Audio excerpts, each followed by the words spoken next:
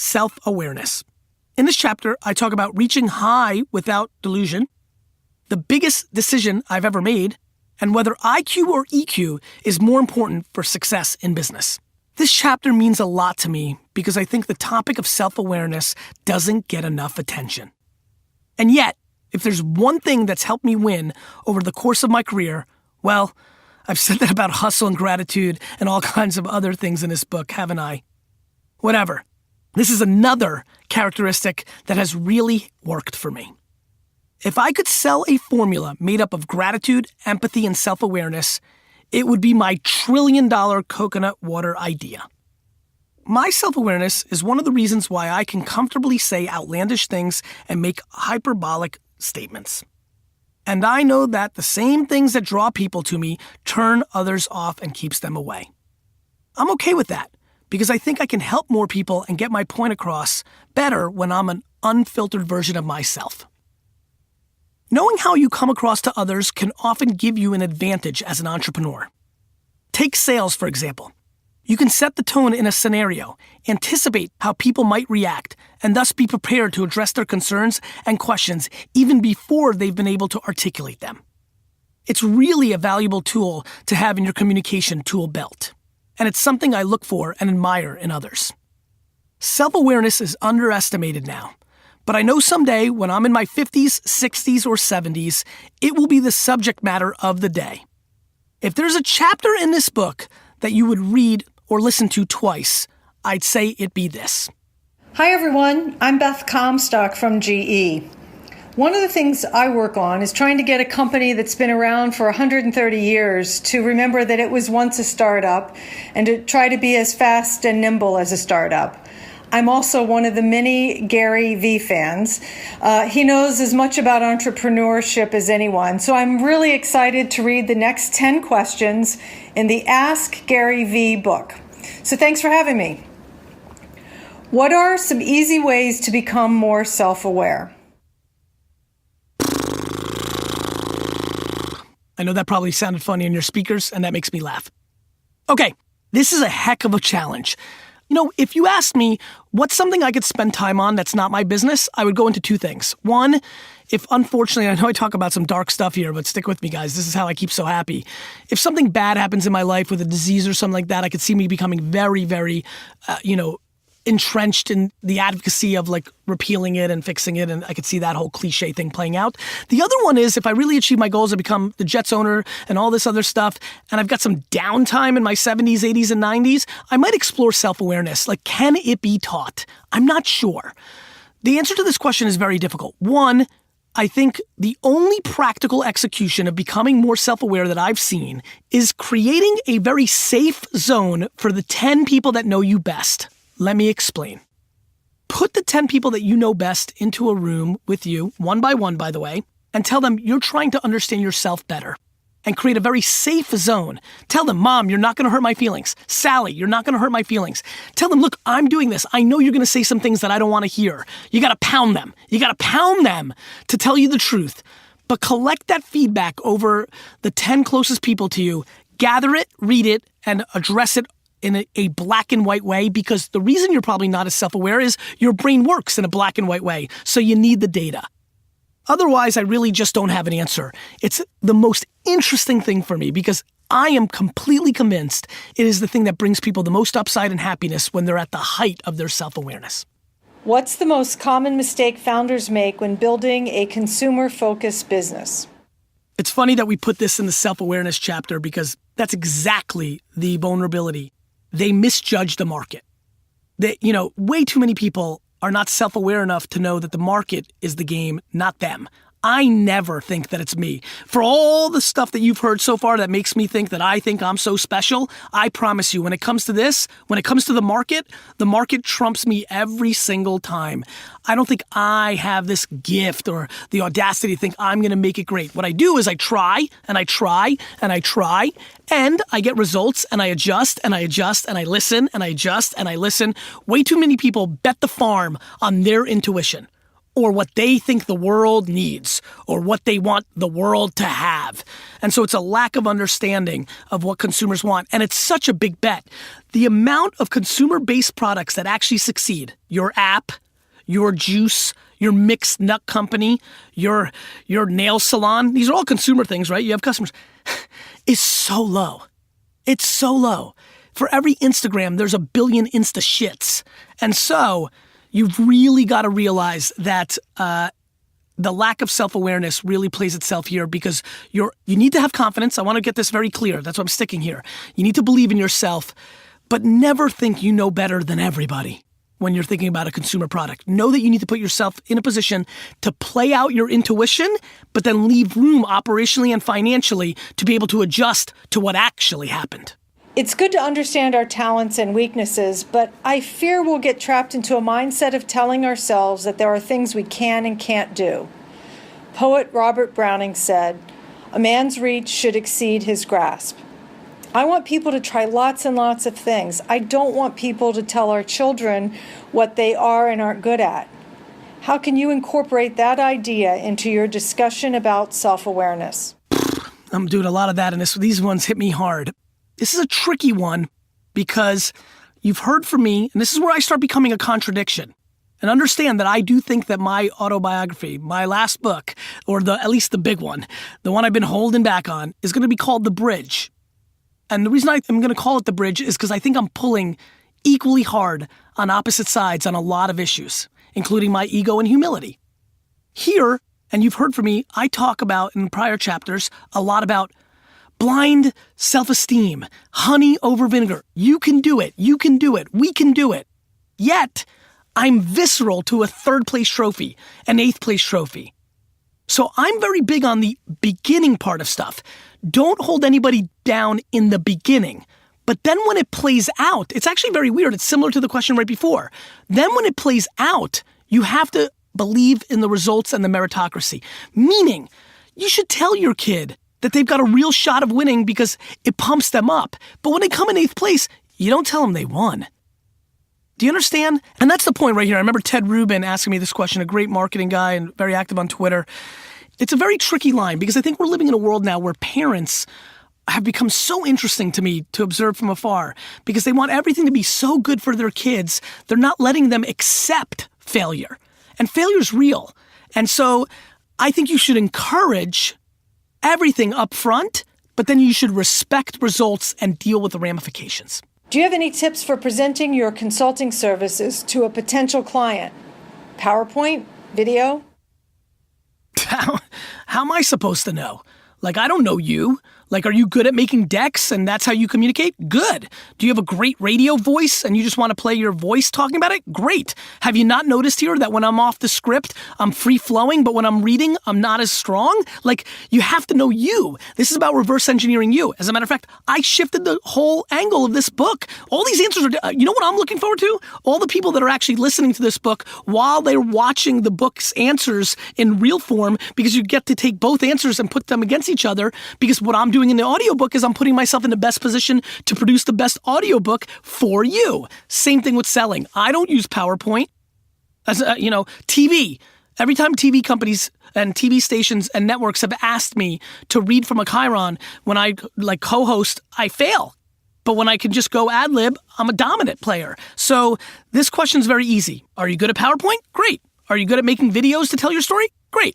Are you like me and you can walk in a room cold off of a 1 hour sleep and just go and win because you're good that way? Good. Know you. Self-awareness. Know your communication style. Put yourself in that best position. D-Rock knows he tells best stories when he's got a camera in front of him and he's recording that way. That's how he communicates better than the voice. That's how we all roll. Know you. Know you.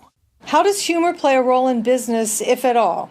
Look, humor's one of the pillars of society. Like, I think it's actually probably, I don't know this, again, I think people cover these in other books. Humor might be one of the most interesting characteristics of a human being. I think it plays enormous. As a matter of fact, if you really look at like Super Bowl commercials, all those brands go towards humor. I feel like humor and high emotion, like tearjerkers are like the two, like, I guess movies is a good way to look at it, right? Like, there's not that many emotions you can play on, and humor tends to work for almost everybody. So I think humor is quite important. I use humor. I use humor as an executive. I think when things are tight or scary, I use humor to break up the tension. Look, but at the same token, back to self-awareness, I think there's nothing less exciting than when somebody's clearly not funny and they're forcing because they've romantically decided that they want to be funny. And so that's probably why it's in the self-awareness category. Good job, Stephanie Land, in categorizing these questions. So I think it's very important, but I think it's only important if you got it. I think it becomes less important if you don't, because if you're trying to force it, it could become detrimental. What was the biggest decision in your life that made you successful today? Do I have a story for you? This one taught me a lot of lessons, actually. I haven't told this story that often either. Mr. Molnar, 4th grade science, Edison, New Jersey, Martin Luther King Grammar School. If you were there during that time, hit me up. I'd like to reconnect with some of my old MLK homies from Edison, New Jersey. I got my first F on a test. It was stunning because in 3rd grade, I was a good student. I don't know what happened in 4th grade, if the entrepreneurial juices really kicked in. I was still a little kid, but it was a switch like you would not believe. All A's and B's, I guess predicated on it was basic enough for my brain to understand, and all of a sudden I'm getting F's on a test.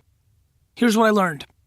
1, I don't know why so quickly, and I don't think it's because I gave up, because I don't think anybody thinks I don't have tenacity. I realized, oh my God, I'm not a student. I'm not kidding. I was like, I'm a businessman. But 2, I learned something else. I actually took that F paper. I was supposed to get it signed by my mom. This was the first time I really lied to my mom, right? Like I took the paper and I hid it in my desk. And I remember going to sleep that night and I couldn't sleep, my conscience. I figured out how to get rid of my conscience pretty quickly there for a while. And then my dad brought it back and we got into that already. But I was scared crapless. I had to wake up in the middle of the night, tell my mom about it. And it was a whole to-do. But it's probably the moment in my life where I decided I needed to own being a businessman. This is weird, guys. I mean, I don't know how many of you have 4th graders. I'm trying to think. Misha's what, 6, 1st grade, 7, 8, 9. I was 9 years old. 9. And I really understood the impact of this F. Like I was some wisdom. I really think I'm an old soul. Like I think I had wisdom beyond my years. I really was like, oh my God, I need to be this guy. I need to keep doing the lemonade stands and I need to sell my garbage pail kids. And I'm that guy. And I really kind of punted school. I fully punted school 2 years later, but that was the seed, that F, that test, that science play, that hiding of it to know that I didn't want to be a bad guy either because my conscience got the best of me. That moment changed my life. What was the toughest thing you've ever had to do for your career? That was definitely when I kind of made the decision to leave day-to-day operations of Wine Library and do something with AJ. I always know I wanted to do something with AJ. As he got older, it became more obvious that he wasn't going to work with my dad, so it wasn't going to be the expansion of Wine Library. The liquor laws were, back to the screw you Texas, were tough, like interstate shipping. My Twitter and Facebook and Tumblr investment, the timing just all worked out that it was obvious to me that it was time for me to do something else. But the thought of leaving Jeff DeRose, Brian Delatorre, Eric Kastner, Ian Doran, Brandon especially, my dad, Justin, my brother-in-law, Bobby. I'm giving shout-outs right now because I want to. The thought of leaving them from a day-to-day standpoint, and most of all, and this is just the truth, leaving the baby that I built. Like I was such a big part of the growth of Wine Library. That was quite difficult to start something new, to start something fresh at the height of our strength. I feel like there was a part of me that realized I was at the top of my game at wine and that became boring. The climb was maybe over. That was really tough. It's kind of like the emotions are starting to flood back right now. It was a very difficult time, and anger came into play for a little bit. I was like mad at everything around me because I could just start feeling it not unravel because I've stayed close to it, but luckily I haven't had a lot of tough things. That was a very big positive. Both businesses, they're both doing great and everything's great, but that was tough. That was very, very emotional. How do I keep low self-confidence from keeping me from succeeding? I often say that self-esteem is the ultimate drug in our society, and really I wish that I could sell self-esteem because I know the Jets tomorrow. You want to be honest? I don't think you can. If you have low self-confidence, the ability to be successful is not very high. You're just not going to believe in yourself. You're not going to take the risks. You're not going to put in the work. You're not going to make those jumps. It's why I believe so. And, it's why I believe so much in therapy and things of that nature. Anything that can help somebody unwind whatever made them insecure as a child, normally parents, sometimes environment, sometimes one bad kid in school, a disability, something you were born with. Anything they can do to unwind that is something that I believe in, And I believe in communication more than drugs, right? I think drugs are Band-Aids, and I think communication is how you actually get it out of your system. So you don't overcome low self-confidence to become successful. What you do is you attack low self-confidence, fix that, and then open up your door to success. I do think there's something I've figured out. I think my positivity and confidence absolutely amplifies around the people around me. I have watched myself make people that were less confident more confident by downplaying their insecurities and uplifting their skills.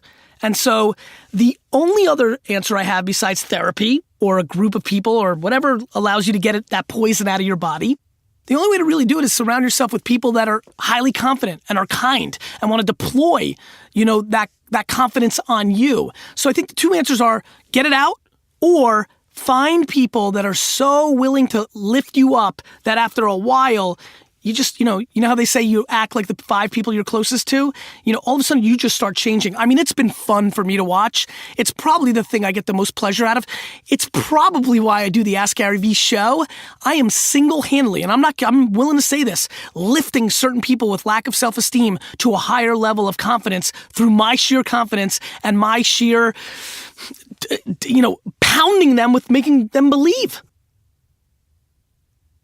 A lot of small businesses fail because they refuse to accept when they're not good at something and insist instead on doing it themselves. How would you suggest telling someone they need to stop?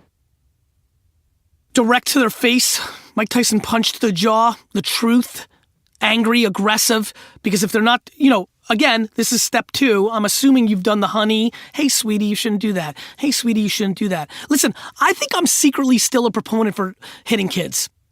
And that's going to probably get a huge reaction on social, so I'm ready for it. I'm not saying beat the crap out of your kids, but I got to be honest with you. If the little guy doesn't understand 63 times of honey, maybe a little tush slap wouldn't be the worst thing that ever happened. It's not so crazy that it used to work, that we're in such a politically correct world. Now, Lizzie's not going to let me touch the kids. Deep down, I'm probably not willing to touch the kids. But it's kind of the energy that I'm trying to deploy in this statement. That's why I went aggressive with it, which is you've got to tell them, and more importantly, sometimes you have to do this, which is you've said your piece, you've tried to help them, and then you just let the market eat them up. That's what I love about business. The market, unlike your mother or your best friend or your business partner, they don't care. They do their thing, and either you win or lose. And if they suck at it, the market will prove it to them because they'll go out of business. Do you think it's necessary to have an outgoing personality to be a successful entrepreneur? Mark Zuckerberg, David Karp, Kevin Systrom, Ev Williams. These are the founders of Instagram, Tumblr, Facebook, and Twitter. Not all of them are huge, outlandish, Ask Gary Vee characters. This is silly. Bill Gates isn't the life of the party from what I hear. I mean, absolutely not. That's crazy. As a matter of fact, I actually believe there's far more entrepreneurs that aren't Richard Branson than there is. I mean, because that's why the few of them that are out there. There's not that many of them. As a matter of fact, I think I get disrespected for my chops because I'm a little bit of a character. So absolutely not. That's been proven. That's not an opinion. Let's go document the 7,000 most successful businesses in the last 100 years. And I promise 5,000 are not outgoing and 2,000 are outgoing. There's clearly, that's silly. Let's move. Hey guys, it's Alex again.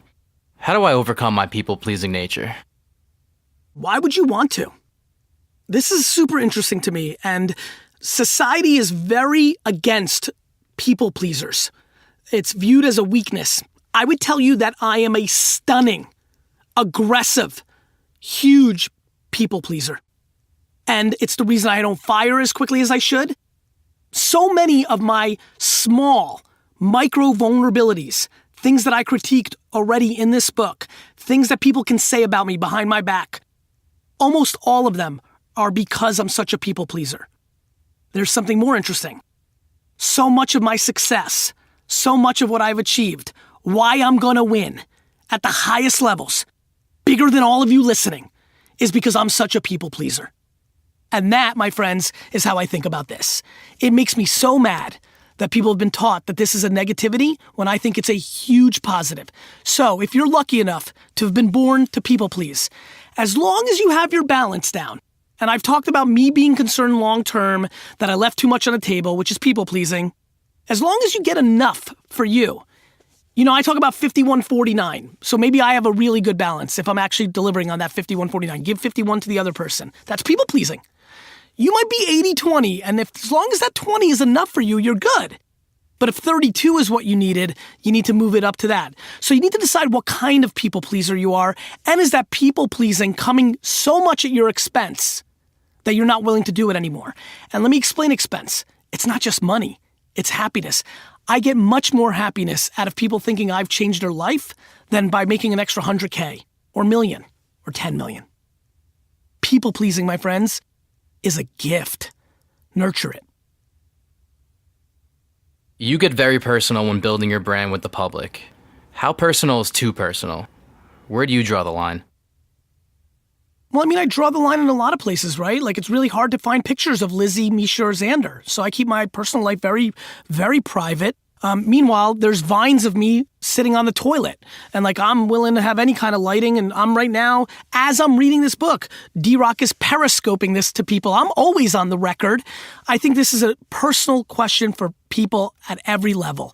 I'm not going to judge you on what you share, what you don't share. Is dressing sexy too much or not enough? Do you give away your best secrets or not? Everybody's got their own cadence. Everybody's got their own context. Everybody's got their own line in the sand. I don't think I should judge this. But what I think I can do right now to bring value to everybody's listening is nobody should judge this but you. The biggest reason people are being held back is they're worried about what everybody else thinks about what they're doing. Are you self-promoting too much? Are you showing a little too much skin? Are you giving away your best secrets? You should be monetizing that. Don't let anybody else judge your decision on this. The reason this works so well for me is I'm the judge and jury, with Lizzie being the only other voice in the world that can be part of this equation, because I'd like to game my Q kids for some more likes too. But the fact of the matter is, that's it. Don't worry about everybody else, and this will work out for you every time. What do you think is more important in business, IQ or EQ? I think EQ.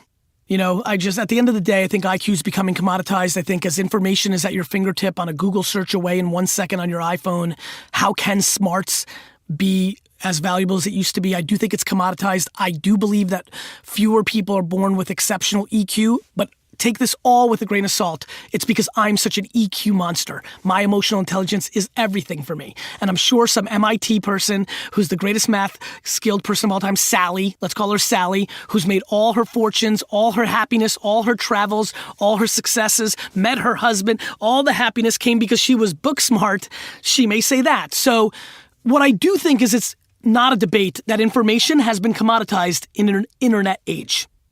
Right? I mean, there's no debating that. I can figure out things that I didn't have to memorize anymore. How tall is this mountain? Who's the president? Who's the CEO? How many ounces in there? It's all there now. And so I definitely think EQ will continue to gain momentum over the next 50 years as information continues to come to us faster, easier, cleaner, and thus becoming commoditized.